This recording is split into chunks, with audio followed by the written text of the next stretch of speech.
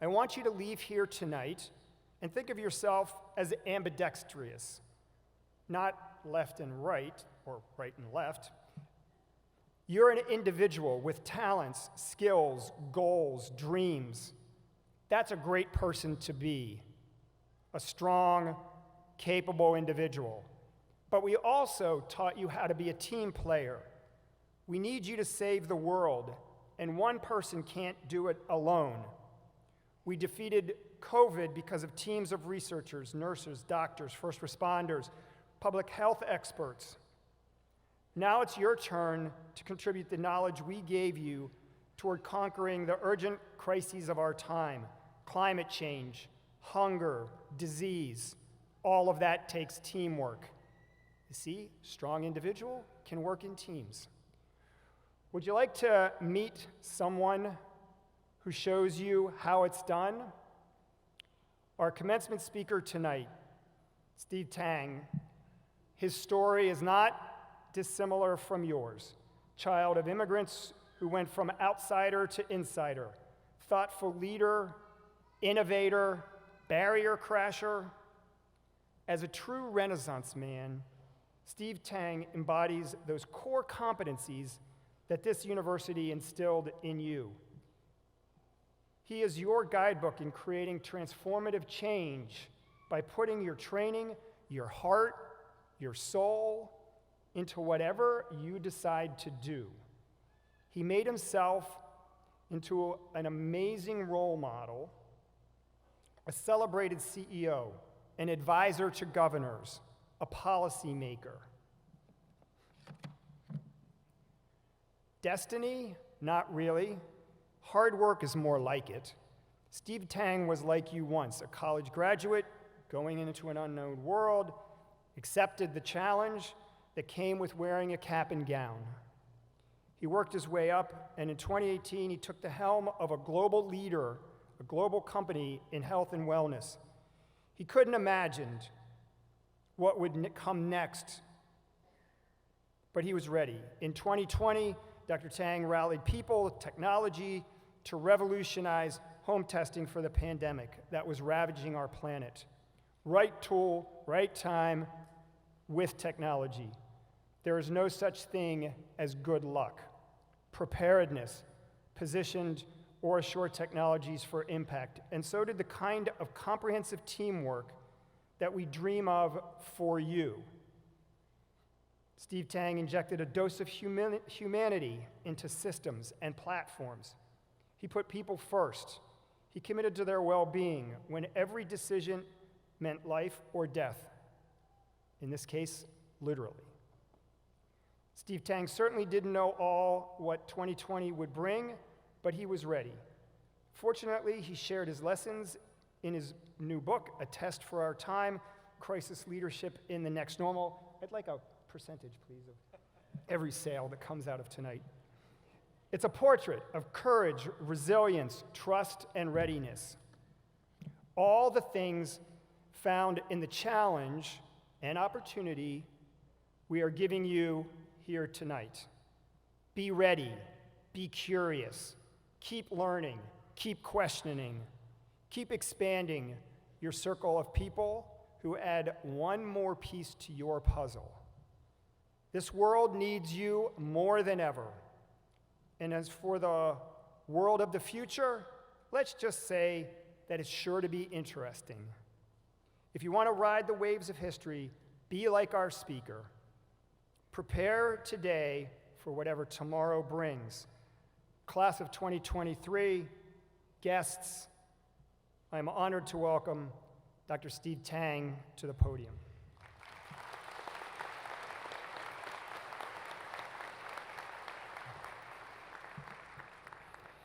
Well, good evening, everyone. Everyone here at the magnificent forum under the stars and constellation, and those of you that are watching by live stream. I'm delighted to be here to share the pride and joy we all have in this class of 2023. So hello, class of 2023. What beautiful people you are, in person, live and in person. All of you endured a pandemic like no other in our lifetime. persevered, and achieved this momentous milestone. That makes this an extraordinary commencement. For all of us, it's an opportunity to reflect on what we've overcome as a community and as individuals, while also looking forward to what lies ahead in the future. I'm honored to be here today as a fellow survivor of the pandemic, a former leader of a Pennsylvania company that thrived during it, and a travel companion on life's uncertain journey with you. So thank you for inviting me here, members of the Board of Trustees, President Darr, faculty, staff, family, guests. To the graduates of the class of 2023, some of the most important people in your life are in the Harrisburg University community. That's certainly been true in the time you spent here, but it will also be true for the rest of your life if you continue to nurture those relationships. And it's because of a lifelong relationship from my university experience that I'm here today. I'll entitle this story, "A Funny Thing Happened on My Way to the Forum." See, back in 1978, which I gasp was 45 years ago, I arrived at the College of William & Mary as an 18-year-old freshman with high expectations of going to medical school. Little did I know that my freshman advisor would have a profound impact on my life, for worse and then for better. My first 2 years were not exactly what you call successful. I was struggling with classes. My father had been diagnosed with cancer. Then in my sophomore year, my advisor handed me a grade of D in a crucial organic chemistry course. That's D as in dog, not B as in Bravo. It felt like a slap in the face. I was filled with shame and embarrassment. See, both of my parents are Chinese immigrants who excelled in science and engineering and had high expectations for my academic performance. In my family, science and technology was like the family farm, and I felt like I just wrecked the tractor. But to my surprise, my freshman advisor offered encouraging words, promised me that the bad grade would not define me, and urged me to think about other careers besides being a physician, which was a good thing. So fast forward 30 years, and I found myself reunited with that same advisor right here at Harrisburg University. That's amazing because that's 300 miles away from where we met at William & Mary. You see, my advisor was a former president here at Harrisburg University, one of President Darr's predecessors as a leader of this great university. So by this time in 2010, I was CEO of the Philadelphia Science Center. He recognized that my expertise in innovation and entrepreneurship could bring value to the university. So he asked me to be a trustee. It was an offer I couldn't refuse. So the story goes to show you, you never know when you might need somebody's advice and help, or they might need yours. So I urge you to foster meaningful relationships with your classmates, your faculty members, your staff, and advisors. You never know what opportunities they may bring now or in the future.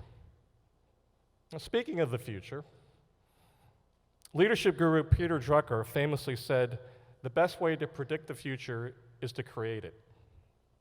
A contrast with that with the wisdom of baseball great, philosopher, and comical word twister Yogi Berra, who said, "The future ain't what it used to be." So how do we create our own future when the future itself keeps on changing? I have some ideas about that. Throughout my career, I've led companies through the major disruption of our time, the COVID pandemic, the Great Recession, and 9/11. All these crises have been personally and professionally challenging. Based on those experiences, I predict that the future will be filled with uncertainty and often chaotic, and that will be our next normal. Our next normal won't be the pre-pandemic normal, or what we think of normal today. Some have predicted that the next normal will be a time of polycrisis, a cluster of related global risk and with chaotic compounding effects. I agree with those predictions because it's fed with the likelihood of other pandemics, worsening climate change, war and geopolitical struggles, socioeconomic disparities, and disruptive technology. Only through a combination of preparedness and adaptability will we be able to survive in this new reality. But here's the rub. Adjustment and adaptation come with change, but so do uncertainty and fear. We need everyone prepared for the changes ahead, especially those that can lead people with knowledge, wisdom, flexibility, and wholeheartedly. Leading wholeheartedly means embracing wellness of mind, body, and spirit for yourself and all your people. I found wholehearted leadership to be the key to surviving and thriving during the pandemic. I've been fortunate to be Chief Executive Officer or Chairman of the Board of Directors for over 30 combined years. I've held these high-pressure roles in life sciences, energy tech, and nonprofits. And it hasn't been an easy road by any means. I've served during times of profound change in rapidly transforming companies, and have had to adjust my own perspectives with the times. From 2018 to 2020, 2022, I was CEO of Orshore Technologies, a then small, largely unknown healthcare company in Bethlehem, Pennsylvania, that pioneered rapid tests for severe epidemics like HIV, Ebola, hepatitis C. We were also unsung heroes in genomics and microbiomic innovation. Orshore turned out to be the company that would develop and make COVID home tests called IntelliSwab. IntelliSwab is the one that Oprah Winfrey called the easiest test of its kind to use. My book, A Test for Our Time, is a celebration of the success of this underdog company that rose to new heights during a public health crisis by helping people take control of their own health and well-being through better testing. In the 4 years I was CEO, Orshore acquired more companies and launched more products than ever before, expanded our global presence, commissioned new facilities, and nearly doubled our workforce, and rapidly increased our manufacturing capacity right here in Pennsylvania. Orshore's stock price had the highest average daily closing value than any previous CEO. Against all odds, the company completely transformed itself to be larger and stronger during the pandemic. Throughout my career, my mantra has been to belong, lead, and elevate communities near and far. During the pandemic, those lofty ideals were challenged mightily. So here's what I learned as CEO of Orshore during those extraordinary times. When leaders choose to see the opportunity to lead our companies wholeheartedly, caring for minds, bodies, and spirits, then we foster belonging and commitment. When we foster belonging and commitment, doing the unimaginable becomes possible. And that's why wholehearted leadership is essential. Leading wholeheartedly requires an emotional connection through sincere expression. I've struggled with this throughout my life as a shy, awkward kid of color, yet I fought to be more. My time at Orshore allowed me to rise up and be who I've always wanted to be. And I had a lot of help from coaches, psychotherapists, and my wife Jill, who's a communications expert. I've learned never to argue with a communications expert. It became my cause to foster an environment where everyone was appreciated and embraced as whole people, not just employees. During the pandemic, I embraced each person's role as a caregiver, partner, spouse, parent, sibling, aunt, uncle, cousin, neighbor, and friend. They weren't just my employees, they were whole people with full lives and livelihoods. During the pandemic, our society was also dealing with social unrest. People were exasperated, wondering where they fit in and belonged. Health and justice disparities were under a microscope. I never witnessed so many people feeling so threatened by so many different factors all at once. Some still aren't sure if they fit in or belong, and that's heartbreaking. I was often an outsider as a kid of color. I often felt like I didn't belong. This feeling persisted in my adulthood in some awkward and comical ways. During 9/11, I was CEO of a hydrogen fuel cell startup company. I was speaking on stage at an investor conference shortly after the terrorist attacks, selling the virtues of my company. Our head of communications, who was in the audience, was listening to me speak, when somebody next to her whispered to her, "Your CEO speaks really good English." She replied, "Well, most people who are born in Wisconsin and live in Pennsylvania speak English." So here I was, trying to belong along with my fellow CEOs, dealing with global chaos. Yet what struck the listener most was that my Asian face didn't seem to belong to my American broadcast news voice. It was a moment to take stock of my humility and humanity. I grew up in the 1960s and 70s, keenly aware that my dad kept hitting the bamboo ceiling as a Chinese immigrant in his career as a research engineer. So as much as I thought standing on that podium would break the barriers attached to my labels, it was apparent that I still wore my race on my face. It was a reminder to me that I was still an outsider, even as I gathered myself to lead as an American CEO during the 9/11 era of devastation. I wanted to break through the unseen barriers that were placed on me. I wanted to be more than my skin color or the expectations of my heritage. I had to truly accept myself and the times that I've been seen or unseen, heard or unheard, in ways that challenged my view of belonging in my world. So fast forward from 9/11 to the coronavirus pandemic. I decided to express myself to my Orshore colleagues through my Monday motivational messages from April 2020 to March 2022. In these weekly letters, I tried to make sense of our disrupted everyday lives. I wrote about the heartache experienced holidays and missed celebrations of birthdays, weddings, graduations, as families were forced apart to keep each other safe. Remember those times? I also wrote about households of mixed religions, music, our first jobs, the George Floyd murder, and the profound social and political unrest. Those stories created a collective narrative, one of resilience and hope. Through them, we found similarities despite our differences in backgrounds of job titles, ages, genders, races, and locations. We shared memories that evoked emotions from poignant to whimsical. Some still bring smiles to me today. Our individual stories connected us, forming powerful bonds that united us. On Father's Day 2020, I shared sentiment about my father, his life, his career, and the loss I felt and still feel after his death over 40 years ago. One of the responses was, "Steve, thank you so much for sharing this. I lost my dad to cancer too young also. He missed the weddings of 2 of my siblings, all 6 grandchildren, and the 2018 Philadelphia Eagles Super Bowl victory. I miss him every day." We were able to remember together. We were able to grieve together. We were able to be grateful together. And all because I started the conversation and shared my heart first. That's what leaders do to foster belonging and commitment. It's a reminder that understanding each other starts with listening and learning from one another.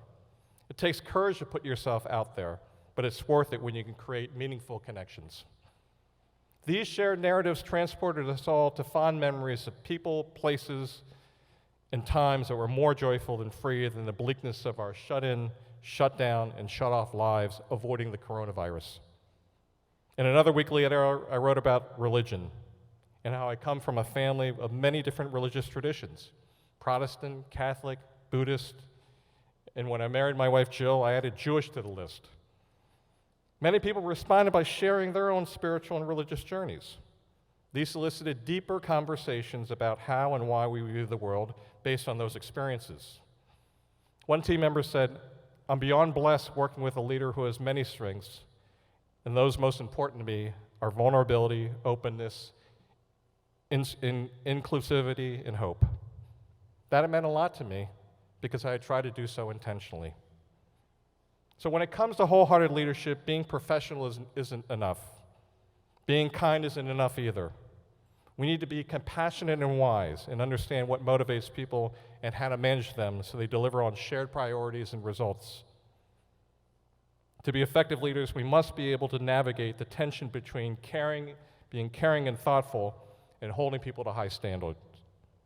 This requires openness and active listening so we can understand the unique circumstances of each team member. As you seek a job and embark on your career, find those wholehearted leaders and nurture relationships with them.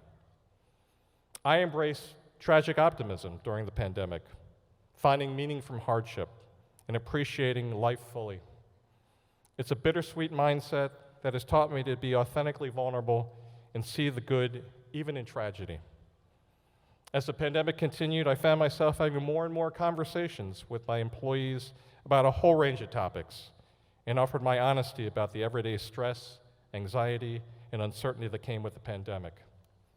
I admitted that we were all in the same storm together, but we were in different boats, and I was deeply concerned about their boats and their sailors, especially those teams that continue to work in our factories and labs, as well as those nuclear and extended families who are living, working, and schooling at homes together 24/7. And as I sought to comfort them, they comforted me. My dialogue with employees resulted in 240 pages of correspondences. They felt more like love letters than company newsletters, and these love letters resulted in personal growth, mutual achievement, and lifelong alliances. They also convinced me that it was time to evolve the CEO paradigm from the sage on the stage to a guide by their side. I had to role model the kind of personal growth that would enable us all to grow and achieve as a company. Now, being a person of color in this country can be isolating. I know that. My Asian heritage meant that I was constantly living up to expectations of those that had come before me. I felt obligated to achieve success without feeling worthy of it, and often without much emotional support when I needed it. I had to reconcile that past to become the stronger leader I needed to be. As I started leading with more compassion, understanding, and accountability, something changed for me and for my team too. We began to create space for each other, learn more about ourselves and our community, and take on ambitious goals like getting us all safely through the pandemic together. And we did it. Then came June 4th, 2021. It was an incredible day for OraSure. After 15 months of hard work and determination, the Food and Drug Administration granted us authorization to sell IntelliSwab. This success was both a victory and an inspiring reminder of how powerful we can be when we belong and commit to each other and share risks together. By embracing vulnerability, we found strength and stamina to move forward and achieve great things. Being attuned to our own journeys helps us transcend traditional cultural barriers and become a better force together. Here's what one of my colleagues wrote to me as I departed as CEO in January 2022. A heart full of love just for you. I can't begin to tell you the impact your commitment to conscious leadership has had on my life and the lives of those I'm so blessed to lead. That's the true success story here. The products and the impact they have on society matter, no doubt. However, fostering an environment for love, growth, accountability, that's the real game changer. So here's what I know for sure. Leading people wholeheartedly is the only way to truly change the world. I used to hate being different because I wanted to fit in and belong. Now I'm proof that being a wholehearted leader makes a difference because it encourages everyone to belong and commit. When we accept ourselves, we can more easily accept each other. When we accept each other, groups, organizations, and teams develop a "we can do this" mentality. When we know each other's stories, pain points, triumphs, we're all more motivated to give it our all. Our future won't be anything like we now expect. Life will keep doing what it does, throwing us wicked curveballs. And we'll have to learn to make an effort to connect with ourselves and with each other. Those of us that have been positioned as leaders have a unique responsibility. If we do our part, when the next normal comes, wholehearted leadership will be the foundation that sustains us and transforms us to overcome any daunting obstacle or threat in our way. We must create an atmosphere of belonging and commitment where team members feel secure, courageous, and united. Building strong relationships are the key to personal and professional success and well-being. You'll never be alone if you belong and commit to others. When you parlay those relationships into powerful networks, you'll find allies and mentors in unexpected places, just like I rediscovered from my freshman advisor here at Harrisburg University.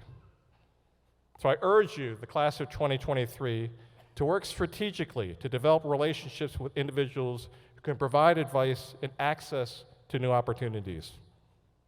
As you leave this commencement ceremony today, remember the importance of cultivating your own robust networks, one that will help you create a more secure future. And someday when you get selected to deliver a commencement address, please invite me. I'd love to be there. And within your robust network, please be that one that's known to live, love, and lead wholeheartedly. Congratulations and best wishes.